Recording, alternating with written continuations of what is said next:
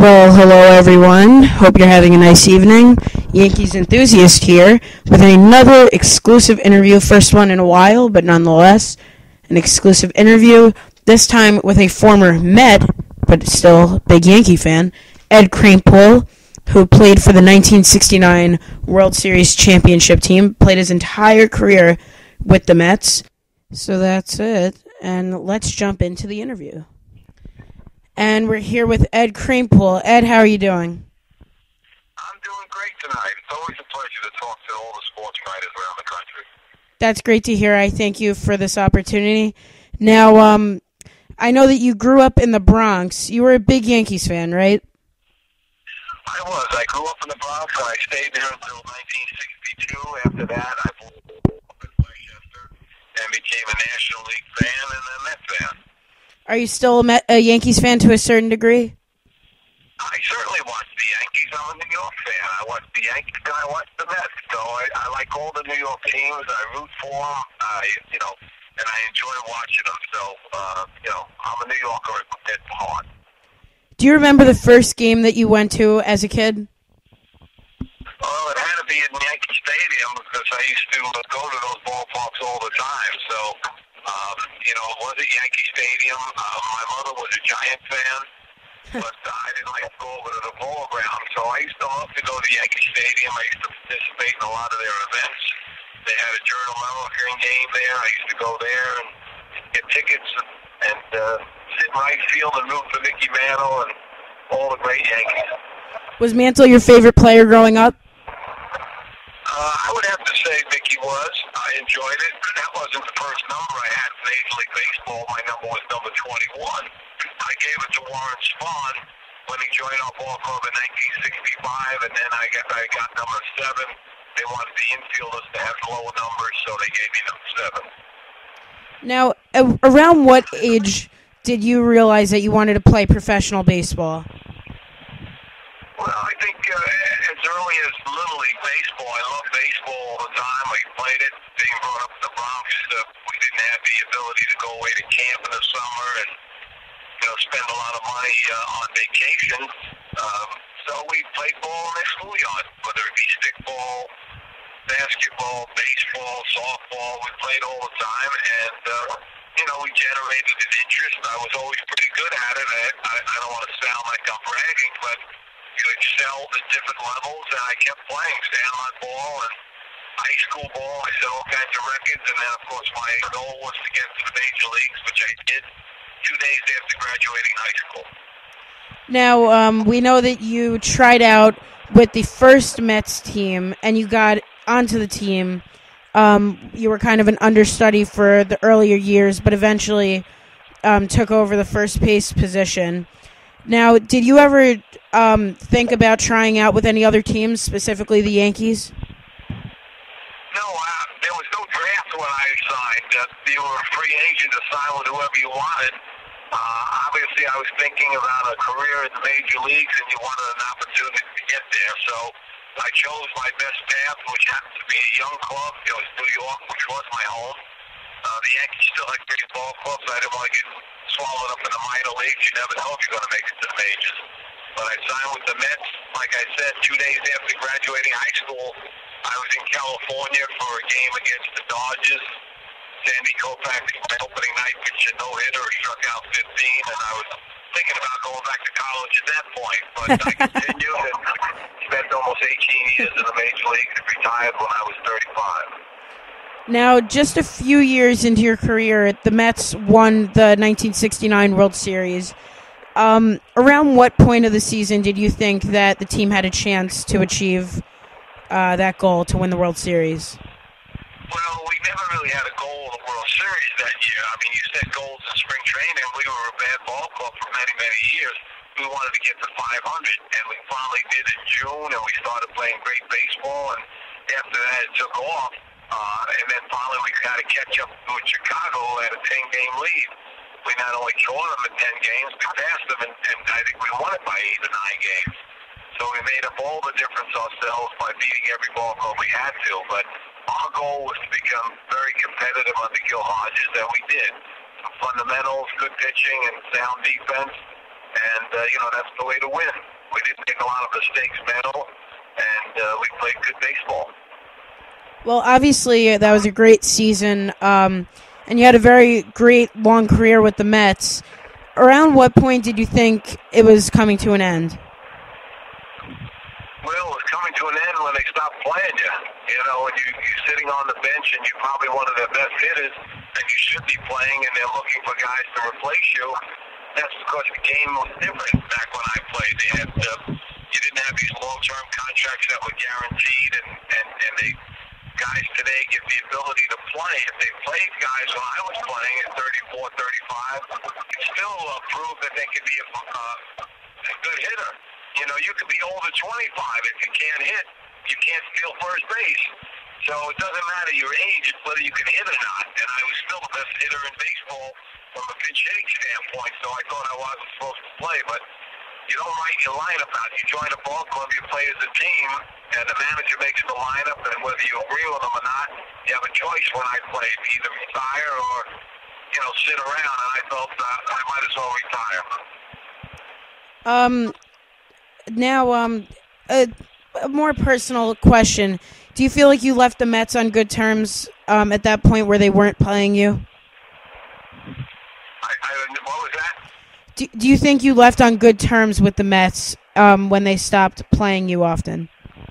Well, I've always left on good terms. If you're a player on the ball club and you just want the desire to play every day, there's nothing wrong with that. The ball club never gets mad at you. They want guys with a good attitude. And I left on good terms. I left on my own terms. I didn't show up in spring training. That's the end of it. I never really retired paper-wise. I never sent in my retirement papers. I just went about my business and my other business and continued to work. So I never fully retired, so I still might make a comeback one of these days. In your career, that was a funny comment.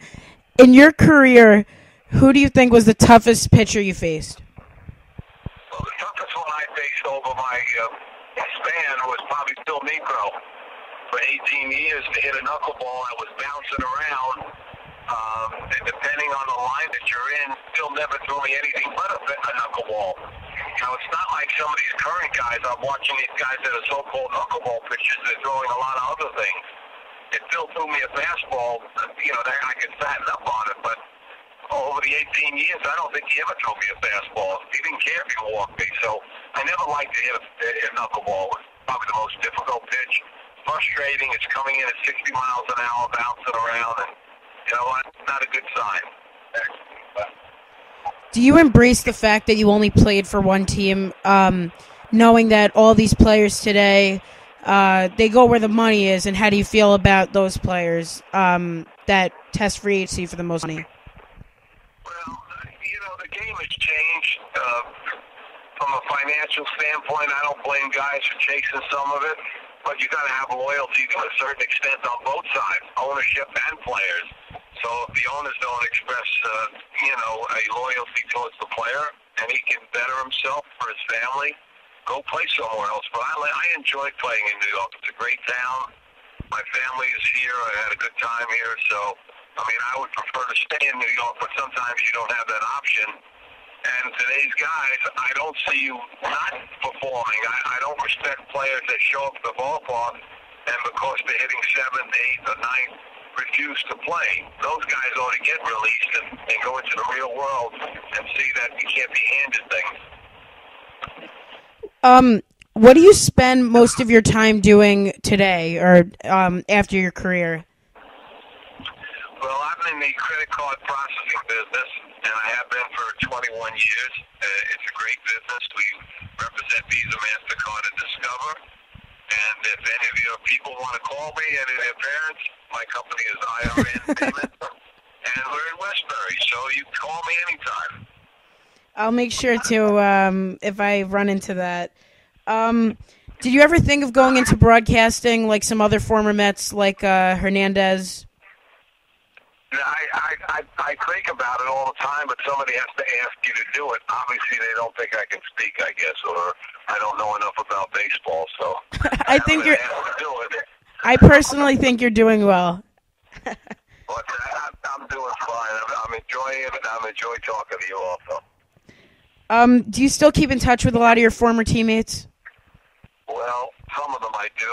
My closest friends were Tug McGraw, who passed away, unfortunately. Yeah. Ronnie Sabota, I room with, so I still keep in touch with him. Shamsky, I see in New York, Buddy House, and lives in Long Island. He's associated with the Long Island. Yeah, he's a family friend of mine. Yeah, so I see Buddy all the time. He's a good friend. So there are certain guys that you pal out with. You don't always socialize with everybody on the ball club just because you play with them. You can respect them and you can get along with them while you're playing the games, but afterwards you have your own little group of friends. Now, how do you feel about a player like Mark Teixeira, also a first baseman, who has a great bat, obviously one of the best hitters in baseball, but also an outstanding defensive first baseman? Do you really appreciate a player like that? Well, I think you can appreciate any player that gives both sides.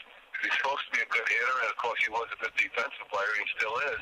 So you can appreciate those fellas because they can help the ball club even when they're not hitting. You go into a slump offensively, you can still perform out in the field, and that's the way you should be to be a well-rounded player. So I'm not that crazy about the DH because some guys don't help themselves. To be an MVP, Teixeira can help his ball club on and off the field. Now, what do you think the Mets should do about Jose Reyes, now in his last year of his contract? Obviously, their best player right now, also their best uninjured player. He might test the free agency market after the season, but, he might not want to re-sign with them. They might not want to pay him.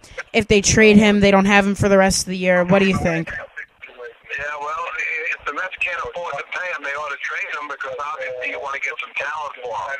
Once they let him go free agent, they don't get any compensation. It's a waste of a great player. So the thing is, they ought to find out what their financial situation is, and who knows whether they can afford the contract. Contracts today are way out of line, no question about it. But that's the market you're playing in, and New York should either be able to afford to pay him or get out of the business. Definitely. Now, right now, who is your favorite Yankee, Met, and MLB player from another team? Well, one of my favorite Mets is David Wright. I think he's a gentleman. He conducts himself very professionally, and he's somebody the Mets could build around, and they have. On the Yankees over the years, you always respected a guy like Derek Jeter, and his career is coming to an end. And, but you still respect him because he's had a great career, and he's been a captain over there and conducted himself very professionally. So those are my two favorite New York players. And around the rest of the league, do you have a favorite? Around the league, Albert Pujols is probably the best hitter in baseball today, and he's done it for 10 years in a row, and you got to give him a tremendous amount of credit. But I saw a lot of great players play against me. Hank Aaron, Willie Mays, I played with some of them, Duke Snyder. There's been a lot of great players, all these Hall of Famers. Baseball just lost a real good gentleman in Harmon Killebrew. Yeah, he was a great guy. There's an awful lot of great guys out there. So the current players are different. They're in better shape than we ever were physically, because of all the abilities to work out 12 months a year. But a lot of them are not performing up to their potential. They take the money and run. So that's the nature of the game. And now my final question. What do you expect to see this weekend in the Yankees-Mets Subway Series? Well, I think it's going to be a good game. But they're both struggling at this point. I don't know what the story is. I don't know the pitching rotation. But the Mets always get up for the games, and the Yankees want to win also. So it should be exciting for New York. It should be a great thrill for all the New York fans.